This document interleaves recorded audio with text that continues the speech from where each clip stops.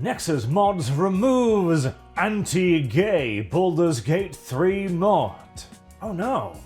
What could this mod have been? What could this horrible abomination have been? What, anti-gay? That's gotta be pretty strident, right? What, did it just smear homophobic slurs on every surface in the game? Queers be gone, written in enormous block letters on every wall, on every sword, on every shield. What did it do? It has Nexus Mod has removed a Baldur's Gate 3 mod that made Dame Aelin into Sir Aelin.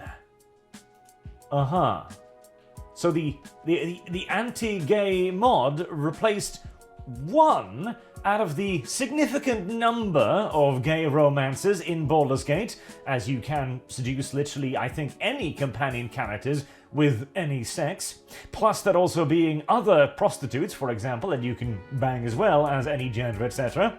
And this mod removed one of those.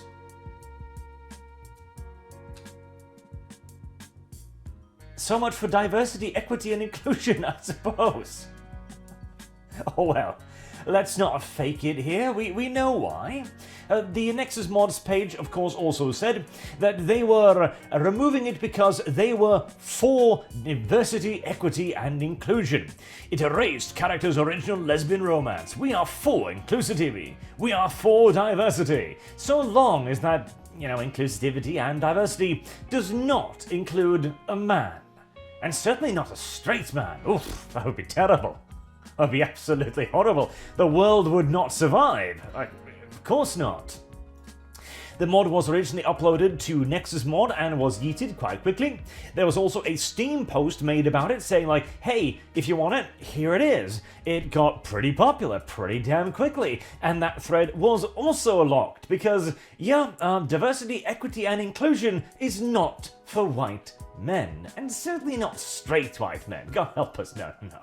You can make Will into a woman if you want. You can change the voices of any of the cast members if you want. You can make Gale into a woman if you want. You can turn Shadowheart into damn near anything you bloody well want. Hell, you can even gangbang the whole gosh darn crew. So long as you don't enforce any straight romances into the game. That's a bit too much, isn't it? And it's an interesting thing, because we already knew all of this, of course. Nexus Mods is a politically conquered entity. It is not doing this to be diverse or equitable, because it is actually now removing players' choice, because again, this is a mod. The only way you will ever interact with this Sir Aelin mod is if you actively choose to pursue it, if you actively look for it, dig for it, download it, and install it. There is simply no way you happen across this by accident. This does not interfere with anyone's experience with the game whatsoever. But it is a mod that goes against the political point of view of the site, therefore it is yeeted. The guy who created this is the underdog. He is actually the rebel. They mention as one of the bad points against it, like, oh, it was uploaded by a sock puppet account who tried to sneak under the radar. Yeah, because he's literally la resistance in this case, as cringe as it sounds. He knows that him making a mod is considered to be bad by you. He knows that distributing that mod is viewed as a moral ill by you. You are the fascist oppressors, Nexus Mods. You are the one that are making it more difficult for people to make the choices they want to make, whilst enhancing other people's ability to make the choices they want to make. You're the bad guys here, Nexus. Quite self-evidently so as well. No matter how often you repeat your doctrinally approved mantra to yourself. And of course, this received massive coverage, and I like the way as well. After community backlash.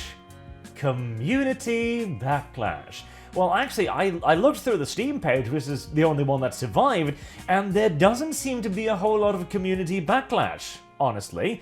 The majority of people seem to be like, oh yeah, this is going to get deleted. We know Nexus Mod are going to yeet this one. This goes against the narrative. The backlash appears to be Nexus Mod more so than anything. The backlash appears to be the media more so than anything. As in a perfect world, nobody would care. There is another mod I know of that turns every character into a black person, for example. And you know what? Great. More power to you. You want to play with an entire, ethnically unified party? Go right ahead. None of my business, frankly. if that was raise your bell, fair enough.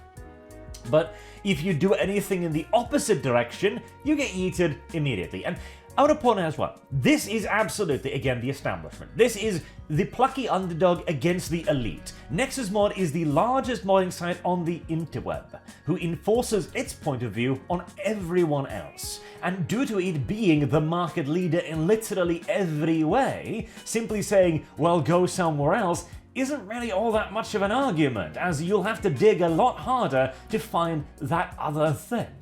And this is in Baldur's Gate 3. This is in probably the single largest video game release of the year, made by a major studio, a game that is prop full of diversity and inclusion to the point where it's peeping out its ear holes, ever more so as the acts progress. And I don't even have an issue with that. I prefer that you can romance any and all characters, because there is absolutely an argument that, okay, this character is absolutely not gay, or this character is absolutely gay, and you shouldn't be able to, to break his character to force that romance up. That's a good argument, but I also believe that in a video game, it is probably up to the person playing the video game to determine parts of his interactions with it, and the game world should, at least to a degree, bend to his wishes. If somebody's playing Baldur's Gate 3 and they really want to bang a Historian, okay, go ahead. No issue for me whatsoever. But if somebody wants to play Baldur's Gate 3 and see a straight romance between the knight in shining armor and the cleric girl, well, that is an issue for Nexus Mods. That is an issue for IGN. That is an issue for Eurogamer. That is an issue for the left. There is only one oppressive force in this equation, and it ain't me. It ain't my side. And it ain't the guy who made this entirely voluntary that you need to seek out mod. I also hear that he's made a mod pack as well, which is used as yet further ammunition to say that, oh, well, he's just a bad person, where he tries to make the setting, well, more medieval. Because medieval era was not the modern era. There's a lot of gay romances in Baldur's Gate 3. I can think of probably 3 at the top of my head. There's the, one of the Githyanki women, the Thiefling or the Halfling, the Mill, etc. There's quite a few, and that is beyond just all of the player characters, of course, being romanceable by everyone. I can see how somebody who wishes to play a medieval RPG experience could look at that and be like, this is a bit weird. Though, to be fair as well, Faerun is not medieval times either. And hell, you can even see this kind of problem replayed in the game itself. Act 1, for example, is clearly going more in the medieval direction.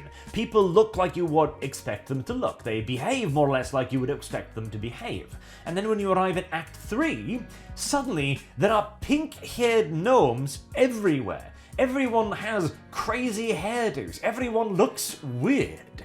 And it is a marked difference from Act 1. Pretty much everyone I've talked to playing the game has noted on this big and sudden divide between the acts.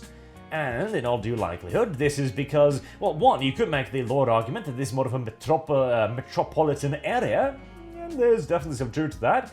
Or you could also make the far more likely argument, in my opinion, that as the game developed over the course of years and years, the original crew eventually was phased out for one reason or another. Perhaps quite positively for certain reasons, and replaced by a far more broad group. A far more inclusive and diverse group, who had far more inclusive and diverse goals. And as we have again determined for the umpteenth time, that means no straights and no whites. And preferably not a whole of a lot of males either. And hey, I suppose you can never have too much ammunition, right? So tuck this away as yet another example of the tolerance of our opposition. Until next time, I've been Arch. Thank you all very much for watching, and I hope to see you all again soon. Probably with a similar topic in the next 4 or 5 days. Yes, they are not that far between, are they?